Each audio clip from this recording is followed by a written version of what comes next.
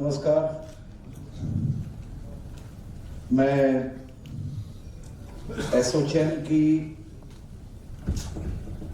नवनिर्वाचित टीम को अपनी हार्दिक शुभकामनाएं देना चाहता हूं और आज के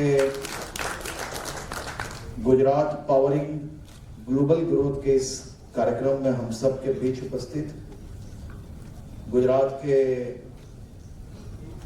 एक्टिव चीफ सेक्रेटरी, वो बोलते कम है और काम ज्यादा करते हैं,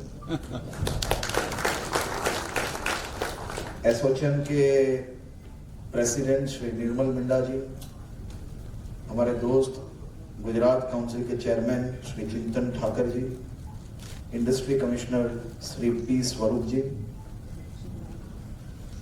श्री मनीष भाई गिरी, श्री अनिल अग्रवाल जी, श्री कुलदीप आर्या, जयमीन शाह, अमरन बोरा जी, सौरभ सन्याल जी, श्री अश्विनी कुमार और यहाँ उपस्थित सभी साथियों का मैं गुजरात की धरती पे बहुत बहुत स्वागत करता हूं।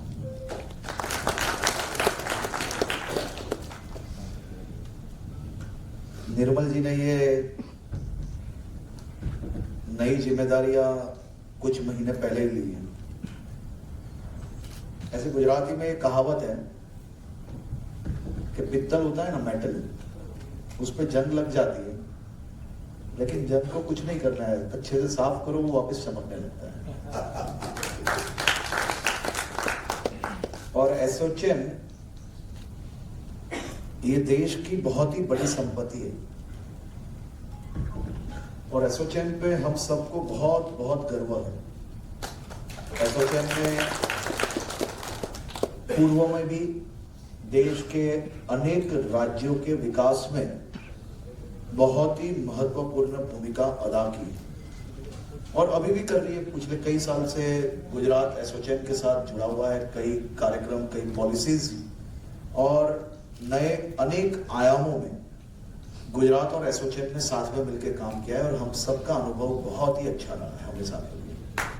तो मैं खास तौर पे गुजरात सरकार की ओर से टीम गुजरात एसोचैम को बहुत बहुत अभिनंदन देना चाहता हूं। उनका प्रयास वो हमेशा गुजरात के लिए पॉजिटिविटी के साथ, कई चीजों में सरकार की कहीं ना कहीं चूक हुई होगी, कई चीजों में सरकार शायद थोड़ी स्लो चली होगी, लेकिन एसोचैम ने हमें हमेशा धक्का मार मार के या बैठे हुए लोगों के हित में काम करवाया।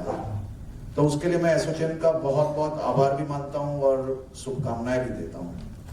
खास तौर पे अभी हमारे मैडम जब अभी बता रहे थे तब उन्होंने भारत को, मतलब इंडिया को आज भी इमर्जिंग इकोनॉमी बताया। इंडिया अब इमर्जिंग इकोनॉमी नहीं है, इंडिया इज ऑलरेडी प्योर। और ये केवल भाषण की बात नहीं है, ये आंकड़े बयां करते हैं। तो हम सबको ये आदत लगानी पड़ेगी। जब तक हम ही एक्सेप्ट नहीं कर पाएंगे तो दुनिया कैसे एक्सेप्ट करेगी भाई? और ये कोई सपना थोड़ी ना, ये हकीकत है। तो हमें ये दिशा में बहुत ही गंभीरता पूर्वक सोचना चाहिए और हमें हमारे जो हर रोज की स्पीच और हर रोज की जो बात है, अभी भी हम लोग वो एक ही पुरानी जो आदत पड़ गई है, वही लाइंस घिसते रहते हैं। ये थॉट प्रोसेस से बाहर निकलना पड़ेगा। जब हमने अचीव कर लिया है तो उसका श्रेय अब लीजिए। और ये अचीव केवल गवर्नमेंट नहीं कर सकता, ये अचीवमेंट यहाँ बैठे हुए सभी लोग इक्वली पार्टनर है उसके, तभी हम सब मिलकर ये अचीव कर पाए। तो मेरी आप सबसे विनती है कि जो चीज हम अचीव करते जाए उसको एक्सेप्ट भी करो और दुनिया के कोई भी प्लेटफॉर्म पे जाके गर्व के साथ हमें ये चीज बतानी चाहिए, क्योंकि ये रात को सोते सोते सपनों से हमें ये सब चीज अचीव नहीं हुई है। ये सब चीजों के लिए आप सभी लोगों ने रात दिन काम किया है, मेहनत की है, घर परिवार के साथ कहीं कार्यक्रम छोड़े हैं, त्योहार छोड़ा हुआ है, तभी हम सब लोग आज ये चीज अचीव कर पाए हैं और हमें गर्व के साथ हमारे अचीवमेंट दुनिया भर के सामने बोलने चाहिए। खास तौर पे मेरे से पहले कई वक्ताओं ने बहुत ही अच्छी तरह से भारत, गुजरात के अचीवमेंट, भारत के अचीवमेंट के बारे में बताया।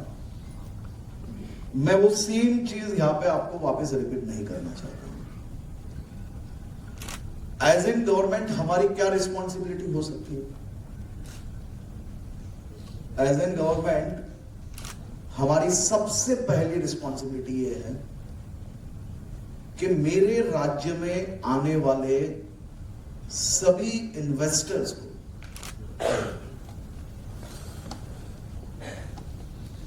एक भी प्रकार के प्रॉब्लम्स में वो ना फंसे। ईज ऑफ डूइंग बैनर्स पे, बातों में चाहे बहुत अच्छी बातें लगती है, लेकिन ईज ऑफ डूइंग कब हो सकता है? ईज ऑफ डूइंग तभी हो सकता है जब इन्वेस्टर कोई भी ऑफिसर्स के कैबिन में जाए, उनको मिलने चाहे, मंत्री को मिलने जाए, तो उनके प्रश्नों पे नए प्रश्न खड़ा करना वो ईज ऑफ डूइंग नहीं हो सकता। ईज ऑफ डूइंग ये है कि उनके प्रश्न के बीच का रास्ता क्या हो सकता है और वो फैक्ट्री जल्द से जल्द कैसे चालू हो सके और राज्य के ज्यादा से ज्यादा लोगों को रोजगारी वहां पे जल्द कैसे मिल पाए, उसको ही ईज ऑफ डूइंग बोलते हैं। ईज ऑफ डूइंग लिखना बहुत अच्छा है, उसके जीआर बनाना बहुत अच्छा है, लेकिन जीआर और केवल लिखने और बातें करने से ईज ऑफ डूइंग कभी भी नहीं हो सकता। ईज ऑफ डूइंग मतलब ये डेली प्रोसेस है। आप हर वक्त इन्वेस्टमेंट लाओगे, हर वक्त कोई ना कोई प्रॉब्लम होगा, हर वक्त हमें साथ में बैठ के उसका रास्ता निकालना पड़ेगा, तभी ईज ऑफ डूइंग और स्मूथली और क्विकली आगे बढ़ सकता है। एज एन इंडस्ट्री मिनिस्टर मैं पहले भी था एमओएस, लेकिन अब मेरी जिम्मेदारी बदल चुकी है।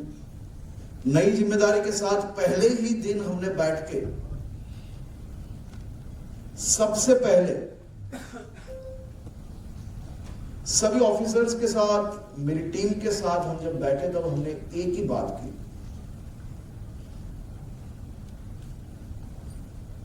कि इन्वेस्टर्स को मदद कैसे की जाए। इन्वेस्टर अगर देश के कोई भी और राज्य में जा रहा है, उसकी इंडस्ट्री वहां लगाने में, परमिशंस लाने में अगर 1 साल लग रहा है, हमें उसको 6 महीने में कैसे खत्म करना है, वो दिशा में हमें सोचना।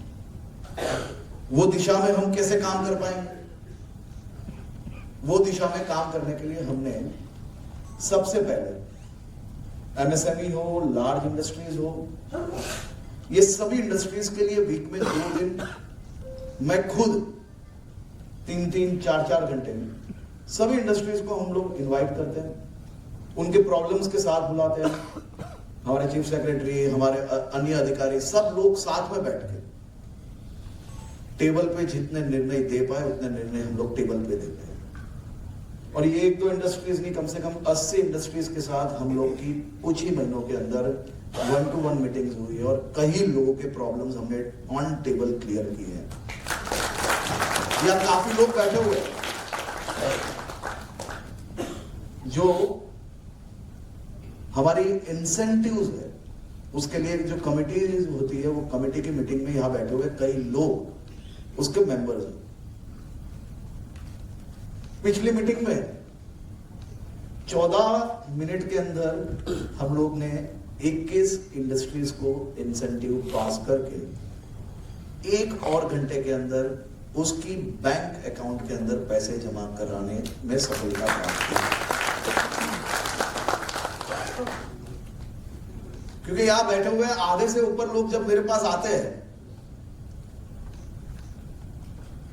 तब केवल और केवल इंसेंटिव्स 2% कम है, 4% कम है, 5% कम है। हो सकता है कोई स्टेट हमसे 2-4-5% इंसेंटिव ज्यादा दे सकते, लेकिन मैं जरूर आप सबसे कहना चाहता हूं कि व्यापारियों को कभी भी लालच में नहीं रहना चाहिए। हम बनिए हैं या काफी बनिए बैठे हुए हैं, ये मिंडा जी भी अब तो सेकंड जनरेशन आपकी आ गई काम में, अभी थर्ड की तैयारी होगी। व्यापारी कभी भी जब निवेश करता है तो 2-3 चीजें सबसे पहले ध्यान में रखता है। सबसे पहले वो निवेश जो स्थान पे कर रहा है, जो राज्य में कर रहा है, जहां पे भी कर रहा है, वो निवेश उसका सुरक्षित है। और जो लोग निवेश करते हैं वो एक और चीज उससे भी ज्यादा गंभीरता के साथ सोचता है कि मेरा आज का इन्वेस्टमेंट वो केवल मेरे लिए नहीं है, मेरी आने वाली पीढ़ियों के लिए। और दूसरी चीज कि इन्वेस्ट किए गए रुपए, उसका रिटर्न जो है वो सबसे अच्छा कैसे मिले। ये दोनों चीज में मैं आपको गारंटी दे सकता हूं कि गुजरात से ये देश के एक भी राज्य का कंपटीशन आप नहीं करवा सकते हो। भाई साहब आप 82 में आए थे या 92 में? 82 में। आप बहुत जल्दी आ गए, आप होशियार व्यक्ति हो। मिंडा जी आप कब आए थे गुजरात में? 2018 में। काफी लेट हो गया लेकिन ठीक है। फिर मैं ये कह सकता हूँ उन्हें बिल्कुल सुरक्षित, जो आपने दोनों बातें बोली बिल्कुल सुरक्षित है। आज तक कोई हादसा नहीं हुआ। क्योंकि मैं ये मानता हूं कि निर्मल जी ने जो इन्वेस्टमेंट गुजरात में किया है, वो इन्वेस्टमेंट का जो रिटर्न आने वाला है वो कभी भी वो उपयोग नहीं कर पाने वाले, उनकी आने वाली पीढ़ी ही उपयोग कर पाने वाली है। और ये पक्का है कि एक पीढ़ी नहीं, गुजरात की जनता, ये गुजरात सरकार जैसी है, गुजरात की जनता ऐसी है कि यहाँ आने वाले सभी लोग हमारे मेहमान हैं, हमारा परिवार है। तो एक पीढ़ी के लिए नहीं, 10 पीढ़ी तक आपका यहाँ पे इन्वेस्टमेंट सुरक्षित ही है। तो मेरा ये मानना है कि 2-4-5% इंसेंटिव्स ऊपर नीचे हो सकते हैं, लेकिन इंसेंटिव लाना अपने बैंक अकाउंट में जब आए ना, तब उसको इंसेंटिव माना जाता है। मैं कोई स्टेट की टीका नहीं करता हूं और ना ही मैं कोई स्टेट की फाइनेंशियल स्थिति के बारे में बात करना चाहता हूं, लेकिन मैं जरूर ये कहना चाहता हूं कि गुजरात की फाइनेंशियल स्थिति बहुत ही अच्छी है और ये पॉलिसी ड्रिवन स्टेट है।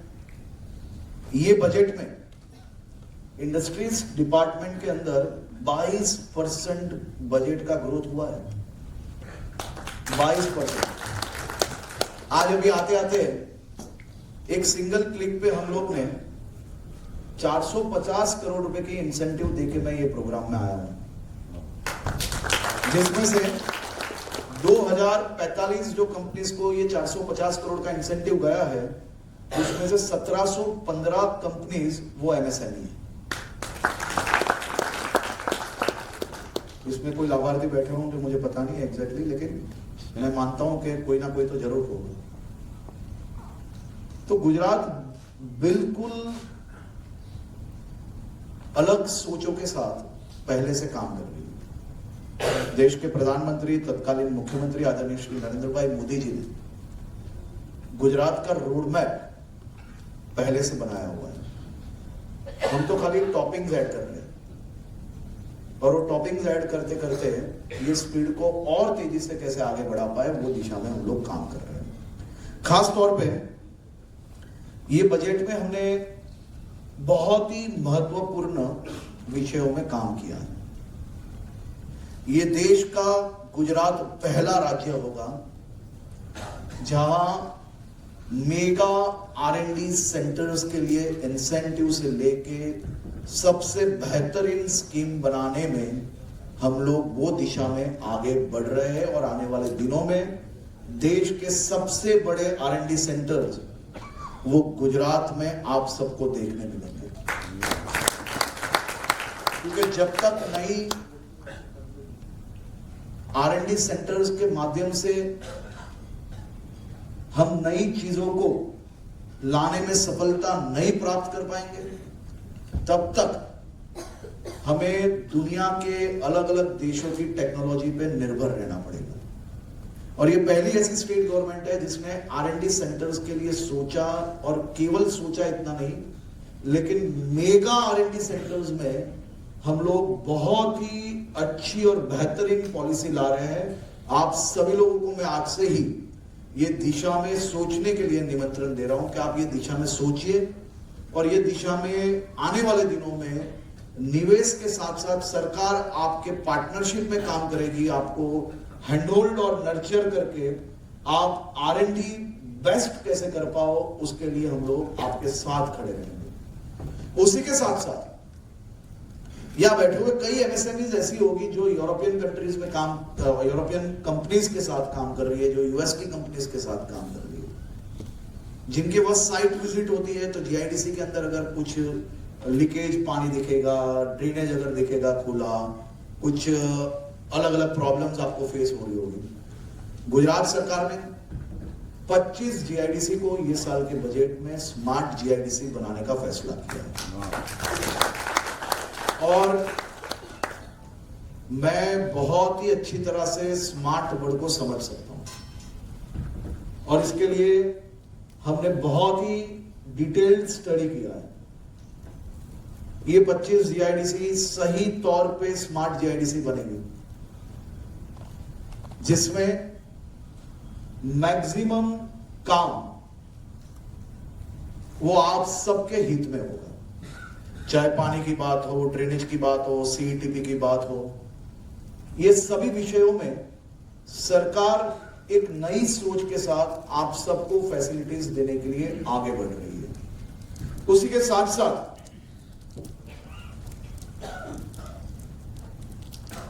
आप सभी लोगों ने अलग अलग MOUs की, अलग अलग बातें जो अलग अलग स्टेट्स और विदेश में इन्वेस्टमेंट के सुने होंगे, लेकिन मैं आपको कहता हूं कि जितने इन्वेस्टमेंट और कोई भी राज्य में डेटा सेंटर्स के अंदर पिछले कई सालों में लाए होंगे, उससे ज्यादा इन्वेस्टमेंट आने वाले 5 साल में गुजरात की धरती पे हम लाएंगे।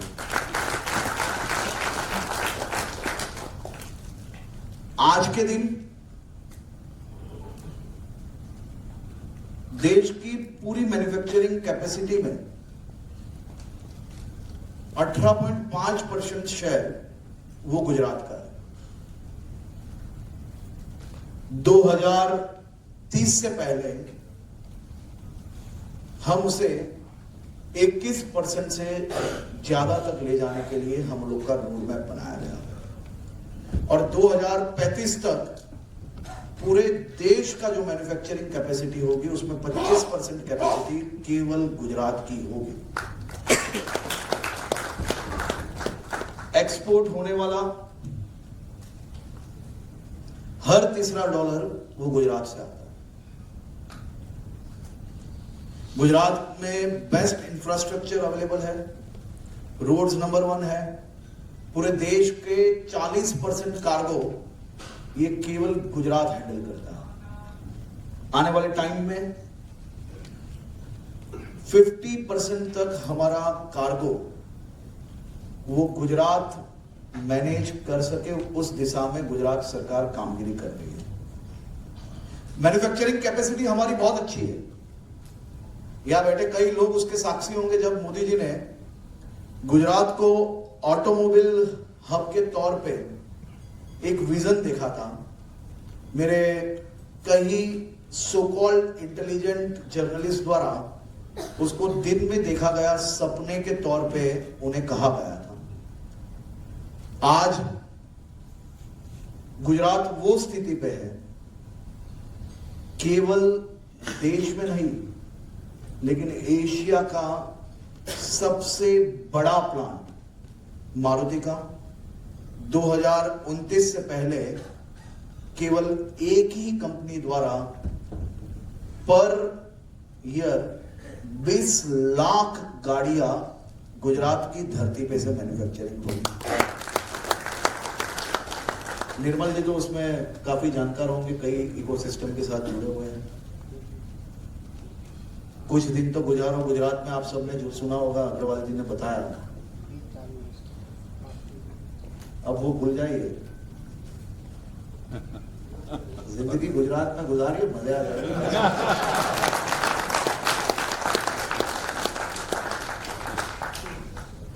मैन्युफैक्चरिंग इकोसिस्टम हम लोग के पास बहुत ही आज अच्छी पोजीशन पे है, लेकिन हम लोग सोच रहे थे कि क्यों गुजरात के मेरे युवा साथी आईटी इलेक्ट्रॉनिक्स के लिए देश के अलग अलग कोने में जाए, क्यों गुजरात में दुनिया के सबसे बड़े जीसीसी ना लाया जाए। ये दोनों विषयों में मुख्यमंत्री श्री भूपेंद्र भाई पटेल के मार्गदर्शन में हम लोग एक रोड मैप बना रहे हैं। मैन्युफैक्चरिंग में तो हमारा फोकस पूरा रहेगा, लेकिन IT, ITS, GCC, data centre, ये सभी सेक्टर्स में भी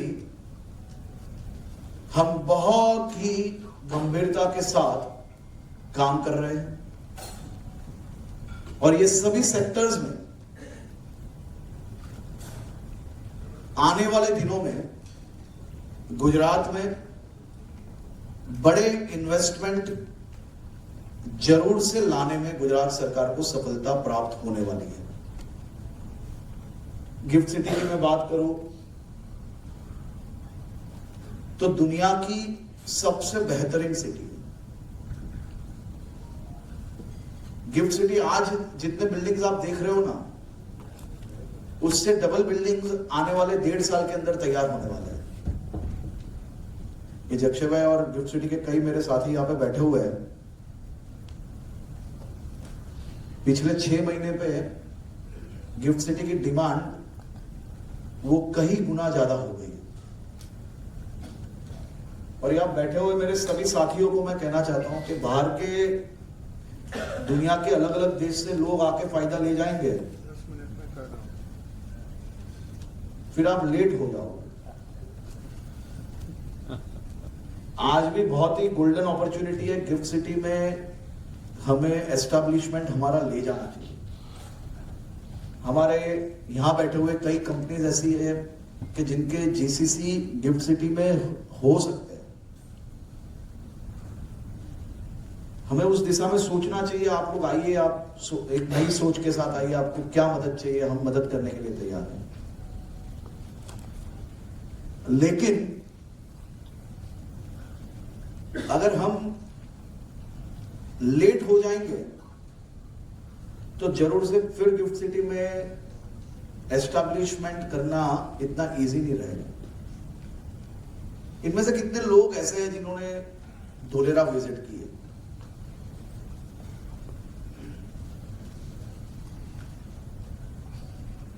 धोलेरा स्पेशल इन्वेस्टमेंट रीजन, ये आप लोग आज लिख लीजिए तारीख के साथ। धोलेरा में जिस प्रकार से डिमांड है, जिस प्रकार से देश के और दुनिया की कई इंडस्ट्रीज वो धोलेरा में अपने निवेश लेके आ रही है, हमें बहुत गंभीरता के साथ धोलेरा में नए इन्वेस्टमेंट्स के लिए सोचना चाहिए। धोलेरा सही तौर पे गिफ्ट सिटी और धोलेरा दुनिया में इस प्रकार की व्यवस्था आपको कोई और देश के अंदर मिल नहीं सकती। और धोलेरा केवल इतना नहीं है, धोलेरा बहुत ही अच्छा एयरपोर्ट अप्रैल या मई तक रेडी हो जाएगा। मई तक, अप्रैल मई तक हाई स्पीड ट्रेन जिसका डीबीआर हो गया है, जो अहमदाबाद से धोलेरा तक की ट्रेन केवल 40 से 50 मिनट के अंदर आप धोलेरा पहुंच जाओगे। मतलब धोलेरा आपने दुनिया के जो अलग अलग देशों में जो डेवलपमेंट देखा है, मैं आपको कहना चाहता हूँ वो डेवलपमेंट आपको फीका लगेगा जब धुलेरा का डेवलपमेंट आप पूरी तरह से देखो। आप लोग शायद बहुत पहले गए होंगे, कुछ लोग ऐसे होंगे जो अभी अभी गए होंगे, अभी अभी जो गए होंगे उनको जरूर से पता होगा कि धुलेरा क्या शेप ले रहा है। तो धुलेरा और गिफ्ट सिटी ये केवल गुजरात का फ्यूचर नहीं है, ये देश का फ्यूचर है। और खास तौर पे गिफ्ट सिटी में जिस प्रकार से पिछले कई समय से जो इंक्वायरीज है, मैं जरूर आपको कहना चाहता हूं कि वापिस मैं आपको कह रहा हूं कि आप गंभीरता पूर्वक गिफ्ट सिटी के बारे में सोचना चाहिए। और हमें हमारी जो कैपेबिलिटी है वो कोई और देश में ले जाने की जरूरत नहीं है, कोई और स्टेट में जाने की जरूरत नहीं है। गिफ्ट सिटी वो सही तौर में इंटरनेशनल सिटी है, और वो इंटरनेशनल सिटी में नहीं जाना यानी आपके जीवन की सबसे बड़ी भूल है। ये मैं इतनी गंभीरता के साथ आपको जाहिर में बोल रहा हूं। और यही चीज अगर आप 1-2 साल के बाद हम लोग जब मिलेंगे तब मैं आपको यहाँ पे स्क्रीन पे प्रेजेंटेशन के साथ बताऊंगा कि ये 2 साल के अंदर कितने बड़े इन्वेस्टमेंट्स वहां पे आए हैं। तो फिर से एक बार मैं आप सभी लोगों का बहुत बहुत आभार मानता हूं, और मैं आप सभी लोगों से एक निवेदन करना चाहता हूं। मेरा एक बहुत ही महत्वपूर्ण पॉइंट रह चुका है। मैं देश के प्रधानमंत्री आदरणीय श्री नरेंद्र भाई मोदी जी का आभार मानता हूं, क्योंकि मेरी पीढ़ी के नौजवानों के लिए उन्होंने आज तक कई अपॉर्चुनिटीज लाई, लेकिन उन्होंने जो नई अपॉर्चुनिटी हमें दी है, अगर मेरी पीढ़ी के लोग थोड़ी और गंभीरता के साथ मेहनत और फोकस्ड रहेंगे तो दुनिया में भारत का डंका बजा पाएंगे। जिस प्रकार से मोदी जी द्वारा पहले यूके, फिर मदर ऑफ ऑल डील, और फिर यूएस के साथ एक बहुत ही ब्यूटीफुल, अपने बोल सकते हैं बेहतरीन जो ट्रेड डील हुई है, उससे हम सबके लिए 35 से 40 ट्रिलियन डॉलर का मार्केट हमारे लिए ओपन हुआ है। अब यह हम सब की जिम्मेदारी है कि उसमें से कितना मार्केट हम अचीव कर पाए, कितना कैप्चर कर पाए। और वो मार्केट कैप्चर करने के लिए, वो मार्केट में भारत का, गुजरात का दबदबा रहे, उसके लिए आप सभी लोग अपने अपने सेक्टर्स में एक रोड मैप तैयार करिए, और वो रोड मैप में एज एन गवर्नमेंट हम आपके साथ कैसे खड़े रह सकते हैं, हम आपके लिए क्या कर सकते हैं, हम आपके लिए क्या क्या चीजें एक साथ करके जो ये रोड मैप है आपका और जो ये मार्केट है वो अचीव करने में अगर 20 साल लगते हो, और गवर्नमेंट के सपोर्ट से अगर आप 10 साल में उसको कैसे अचीव कर सकते हो, वो विजन के साथ, वो स्पिरिट के साथ हमें काम करना है। और वो स्पिरिट के साथ काम करने के लिए आप सभी लोगों को केवल यहां वहां भागने से काम नहीं होगा। हमें सभी इंडस्ट्रीज को साथ में बैठना पड़ेगा। बैकवर्ड इंटीग्रेशन, फॉरवर्ड इंटीग्रेशन, वो सभी लोगों को एडजॉइनिंग करके हम कैसे काम कर सकते हैं, वो दिशा में हमें सोचना पड़ेगा।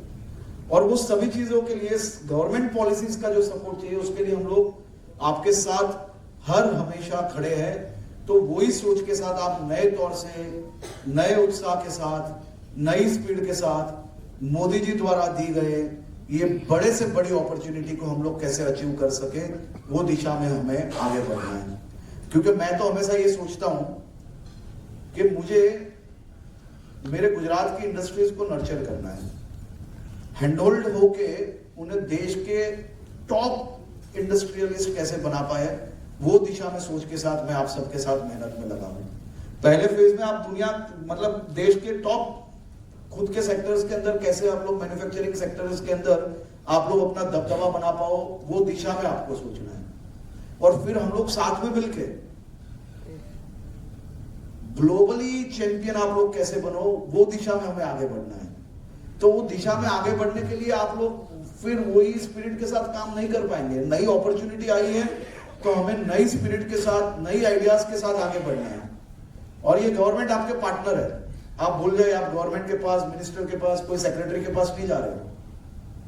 और मैं तो आप सबसे विनती करता हूं, आप लोग जब हम लोग का नाम लो, ये साफ साफ पीछे लगाना भूल जाइएगा, क्योंकि ये आप ही लोग हो जो हमें बिगाड़ते हो। किस चीज के लिए ये सब चीजें?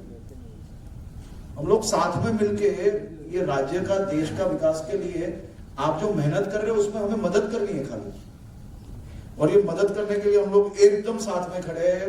आपकी कोई भूल हो जाए तो भी हम लोग साथ में खड़े हैं, लेकिन आप लोग मेहनत करें। मोदी जी ने ये राज्य को खड़ा करने के लिए जो मेहनत की है, रात दिन जो मेहनत की है, भाई साहब, आपको पूरे देश में, दुनिया में बहुत रेयरली, शायद सालों साल में कोई एक नेता ऐसा मिल जाए जो खुद आप सबके लिए, आप सबके विकास के लिए सालों साल तक गालियां सुनते रहे, लेकिन आपका हाथ नहीं छोड़ा, राज्य को हर रोज मजबूत करते गए, तभी आज हम ये पोजीशन पे हैं। लेकिन आज मेरे जैसे नौजवान, हमारी पूरी टीम, हमने भी एक सपना देखा है कि अब हम उन्हें और तेजी से ये राज्य को उस दिशा में ले जाएंगे जो उन्होंने सोचा था। आज जो वो सोच रहे हैं पूरे देश के लिए, और उन्होंने जो 10 ट्रिलियन इकोनॉमी के लिए जो बात की है, वो 10 ट्रिलियन में सबसे बड़ा पार्ट हमारा कैसे रह पाए, और एक गिफ्ट के तौर पे उन्होंने जो काम किया है, रात दिन मेहनत की है, तो एज एन गुजराती हम सब मिलके क्यों ये चीज में काम ना कर पाए। और आने वाले दिनों में हमने, हमारी टीम ने सोचा है कि ऐसा अचीवमेंट लाएंगे गुजरात में, और वो अचीवमेंट उनको गिफ्ट देंगे, और वो गिफ्ट देने के लिए तभी हो सकता है जब आप सबका सहयोग हो। तो मैं आप सबसे फिर से निवेदन करता हूं, आप सभी लोग भूल जाइए, नई सोच के साथ हम लोग को आगे बढ़ना है, और नई सोच के साथ हम सब मिलके ये राज्य में ज्यादा से ज्यादा निवेश लाएंगे, ज्यादा से ज्यादा अपॉर्चुनिटीज लाएंगे। आप सबके लिए भी ज्यादा से ज्यादा अपॉर्चुनिटी लाने के लिए स्टेट गवर्नमेंट हमेशा आपके साथ है। Thank you.